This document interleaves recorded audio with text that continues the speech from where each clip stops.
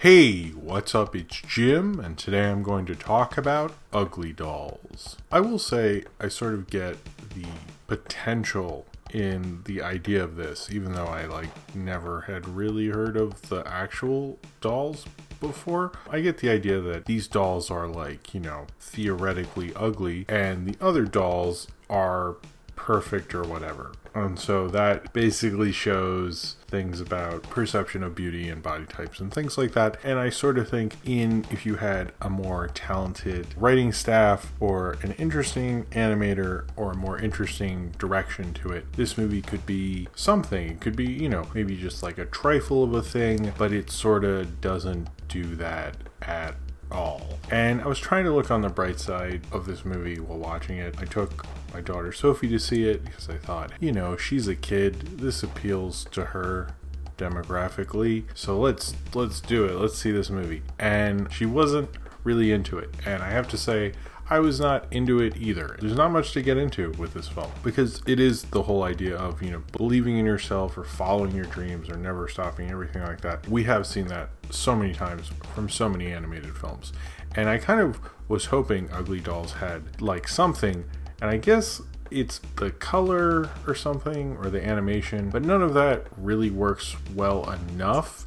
I think sometimes the perception of people making these is they can kind of get by the old way we used to judge animated films when there's 2 a year if you were lucky, and you're like, I don't know, this is kind of cool because I never see these. And now that we have a lot of them and you see something like this, you're like, maybe you could have done better. This is STX's big animation push. They're kind of a mini major, and it was really done by Real FX, who also did Book of Life, but this is their contract work. The Real FX Wikipedia actually has a different, it really does, I'll have it on here, a different category for contract work. They also did Rock Dog and Sherlock Gnomes. And I noticed the director of this did Romeo and Juliet and Shrek 2, which doesn't speak highly of this guy, whose name is actually Kelly Ashbury. Real FX with Book of Life, that animation was really alive and wonderful and beautiful, but the animation in this is just sort of colorful in a way that's pretty predictable. It's more interesting to look at than certainly Wonder Park, but I don't think it's really special at all. There was only maybe a few things I liked about it, which was the only song I liked in this whole thing was All Dolled Up, which is not written by Janelle Monáe. It sounds sort of like it could be a song of hers from my very limited understanding of her music. Based on that limited understanding, it sounded like that, and I sort of like that song. The rest of the songs just felt like modern pop songs, and I don't really listen to any of them, and it wasn't just because they sounded like that, they just didn't really gel well. I thought the opening song where they're kind of introducing the ugly town, because they're gonna get out of the ugly town and she's gonna go to the perfect doll thing. It's not even worth describing, that's why I didn't. But they go from that song had a very not that it's anywhere near as good, but story-wise it was semi like what the opening song to Beauty and the Beast did, where it introduces everyone and you're like, oh, okay, I get what this is. You don't need to explain it after the song. You introduced all the characters, all that stuff. I thought it did a good job within its pop songness. I hear this compared to Trolls, they're trying to do something like Trolls. Apparently that was the deal. This was made very on the cheap, which STX is very proud of, partly because they're not going to lose a ton of money. They only lose a little bit of money, so don't worry about it. Which they want to do ape the Illumination style, who were originally supposed to do this. Even Robert Rodriguez was going to direct it at one point, but then he left and he just gets a story by credit. I'm assuming the story was, what if UglyDolls was movie? And they were like, guess he gets story by credit because that is what this is. So when I used to watch these movies before I was a parent, I used to think, well, there's some kid who's going to grow up loving this movie and it's going to be important to them. There are two things about that. One, when I was a kid, again, not a lot of animated movies, so there was sort of a precedent for that because there was not that many, so of course there'd probably be a bunch of kids who really loved it. That is not the case anymore. Obviously, media has changed, but as well as I have a kid who sat pretty bored through most of it. I think she liked the Toy Story 4 trailer more than this entire movie. So she was very excited by it because she's seen the original Toy Story. Whereas this, it didn't really connect. And I think a lot of that is the Moxie character, who's so important, They don't really introduce her, and I think they do this kind of jumped around, kind of like overload you with jokes sort of thing.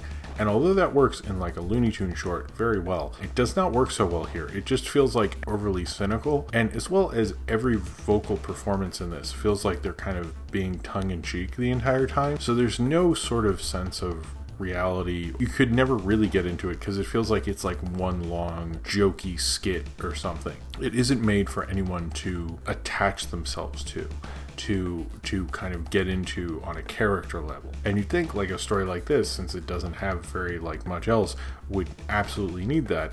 And this film sort of treats it like you'll connect to it through this like weird narrative we've seen a million times with a bunch of insecure jokes. And it did feel like definitely like a smarter writer had done a pass on it or something, but a lot of those jokes like didn't land most of the time. Like they had some like interesting jokes that just felt like, and I can't remember any of them because this movie did not leave an impression at all. The only one I really liked is at the end, Wanda Sykes' character says something of like, how long was this? Like it feels like, was it a week or a day? Like I have trouble deciphering how time works in this universe or something. I think it was about 82 minutes, or I think she says the runtime at the end. And that was actually really funny because when she brought that up, I was like, yeah, how much time did pass since this whole thing started? That I thought was actually rather clever, but the rest of it was pretty dull and boring. And I think, you know, if a 2-year-old is bored by this, I mean, I would have done a review with her and stuff, but every time I was like, did you like the movie, she just like stare at me and then change the subject. So clearly didn't go for a while. Trolls was not a movie I liked at all, and this is around the same for me.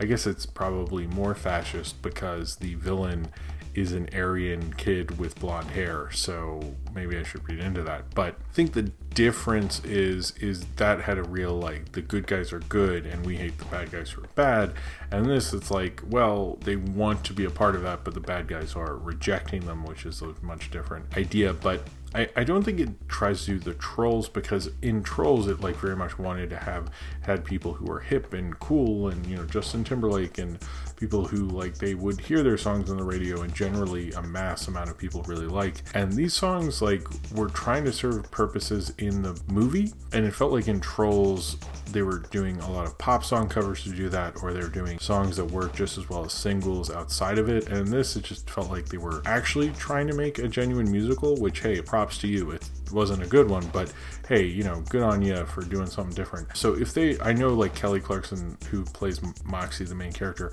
has tried to make the first song a single, or one of them or something. That's neat, but I don't think it would be the same as Trolls, or the same use of it as Trolls. Although I will give them props for, like, in the Trolls movie, none of them look like actual troll dolls as I remember them. Maybe they rebranded that whole thing, but whereas the UglyDolls look like UglyDolls. Like anyone, when I googled it, I was like, oh, that looks like the movie. If there was recognizability, I guess you could like read into it. But I would just think this movie is so kind of cliche and sort of blah and bland in almost everything it's doing. It's kind of made me turn around and like, that one, I just can't take my kid to any animated movie that I'm mainly seeing so I can review on YouTube. And it's really made me rethink doing that.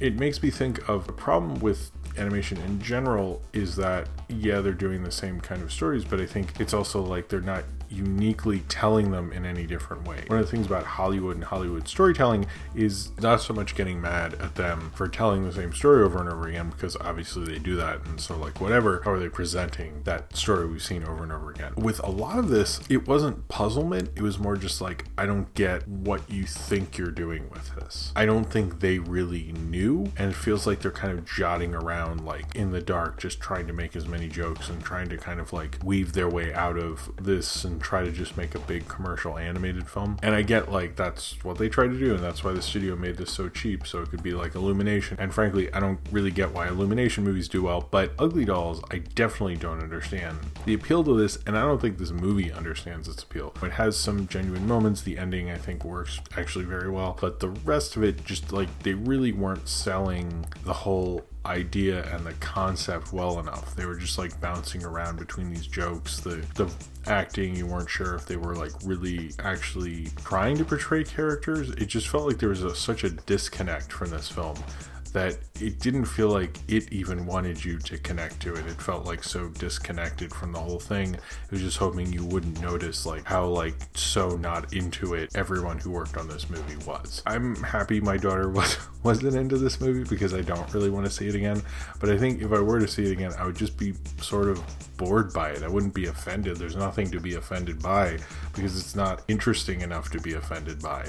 You know, I guess Trolls is more interesting because I got madder at that. This, I'm just sort of like, you know, cool. And I think that's the most you could say about Ugly Dolls, is it's like you want it to give you some uniqueness, and that's the reason for the toy line, is that, hey, these dolls are ugly, get it? And in this, it's just like, I mean, that's like not a great premise, but like whatever. And then in the movie, it's like ugly dolls, but you know, you believe in yourself, and you're just kind of sitting there like, are you serious? Like, this is what you think is gonna be unique and different from other animated films? Like, what's the point of even seeing you? I don't think the Ugly Dolls movie could ever answer the question, why should there be a movie about the Ugly Dolls?